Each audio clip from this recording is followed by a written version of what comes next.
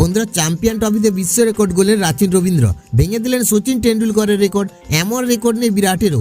2 ICC টুর্নামেন্টের অভিষেকে 17 run, ইতিহাস রাচিনের। বন্ধুরা, আপনারাও যদি দেখতে চান কি রেকর্ড গোলের রাচিন রবীন্দ্র, তাহলে ভিডিওটি লাস্ট অবধি দেখতে হবে।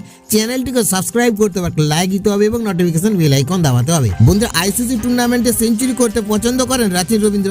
এবার 2025 আইসিসি চ্যাম্পিয়ন ট্রফিতে অভিষেকে বাংলাদেশের বিরুদ্ধে 17 রান করলেন রাওয়ালপিন্ডিতে। রাচিন রবীন্দ্র 95 বল খেলে 11টি 4 ও 1টি ছক্কা হাঁকে অসাধারণ এক ইনিংস খেলেন তিনি। বন্ধুরা, 25 বছর বয়সে এই ক্রিকেটার মাত্র 30 ওয়ানডে ম্যাচে 4টি 17 রান করেছেন। তার 4টি সেঞ্চুরি আইসিসি টুর্নামেন্টে এসেছে, একটি 2025 চ্যাম্পিয়ন ট্রফিতে করলেন। এই 17 রানের মাধ্যমে চ্যাম্পিয়ন ট্রফি 2025-এ 17 রানের সংখ্যা বেড়ে দাঁড়ায় 9। বন্ধুরা, নিউজিল্যান্ডের দ্বিতীয় ম্যাচে দলে ফিরে এসে রাচিন এক ঐতিহাসিক রেকর্ড করেন।